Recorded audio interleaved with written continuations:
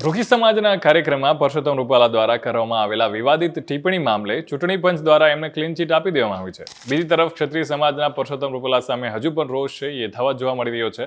24 તારીખથી શરૂ થયેલો આ વિવાદ હજુ પણ શાંત પડવાનું નામ નથી લઈ રહ્યો અને આ દરમિયાન ક્ષત્રિય સમાજના આગેવાન પીટી જાડેજા દ્વારા મીડિયા સાથેની ટેલિફોનિક વાતચીત દરમિયાન આગામી 6 અથવા તો 7 એપ્રિલના રોજ રાજકોટ ખાતે મળનાર ક્ષત્રિય સમાજનું મહાસંમેલન છે એ મોકૂફ રાખવાની જાહેરાત કરવામાં આવી છે. ત્યારે રાજકોટ સહિત સમગ્ર ગુજરાતમાં ક્ષત્રિય સમાજ દ્વારા કરવામાં આવેલા વિરોધ છતાં ભારતીય જનતા પાર્ટીએ પરસોત્તમ રૂપાલાની ટિકિટ રદ નથી કરવામાં આવી રહી અને તેની પાછળ કયા કયા કારણો કારણભૂત છે, ચલો એના વિશે વાત કરીએ. તમે જોઈ રહ્યા છો વાઇબ્સ ઓફ ઇન્ડિયા. મારું નામ છે જયરાજ. રાજકોટ લોકસભા મત વિસ્તારમાં ચાલુ વર્ષે કુલ 21 લાખ જેટલા મતદાતાઓ નોંધાયા છે.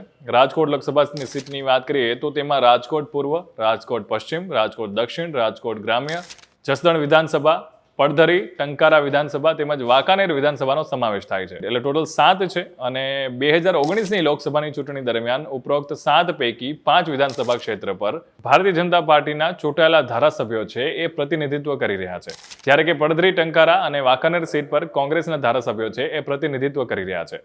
વર્ષ 2022ની વિધાનસભાની ચૂંટણીમાં પણ પરિણામ ભારતીય જનતા પાર્ટીના ફેવરમાં આવ્યું છે. રાજકોટ લોકસભા બેઠકની અંદરની આવતી 7 વિધાનસભા સીટ પર ભારતીય જનતા પાર્ટીના ચૂંટાયેલા ધારાસભ્યો પ્રતિનિધિત્વ કરી રહ્યા છે.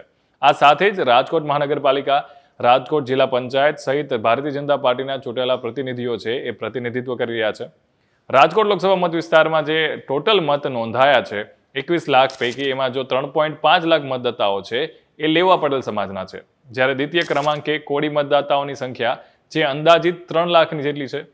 ત્યારબાદ ત્રીજા ક્રમાંકે આવે છે કડવા પાટીદાર અને જેમની સંખ્યા અંદાજે 2 લાખ જેટલી છે. જોકે હાલ ક્ષત્રિય સમાજના પરસોત્તમ રૂપાલાનો વિરોધ કરી રહ્યો છે અને તે ક્ષત્રિય સમાજના મતદાતાઓ માત્ર 1 લાખ છે. આ ઉપરાંત રાજપૂત સમાજના મતદાતાઓ માત્ર 44,000 જેટલા હોવાનું સામે આવી રહ્યું છે.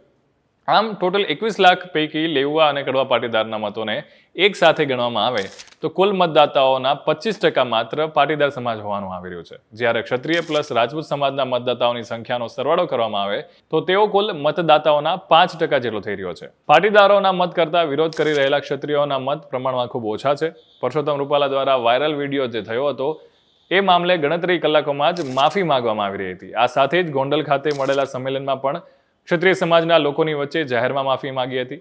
પરસોત્તમ રૂપાલા ગુજરાત ભાજપના મંત્રી, મહામંત્રી તેમજ પ્રદેશ અધ્યક્ષ રહી ચૂક્યા છે અને આ સાથે જ અગાઉ રાષ્ટ્રીય ઉપાધ્યક્ષ તેમજ કેન્દ્રીય કેબિનેટ મંત્રી પણ છે, તેમજ રાજ્યસભાના 3 વખત સાંસદ પણ બની ચૂક્યા છે.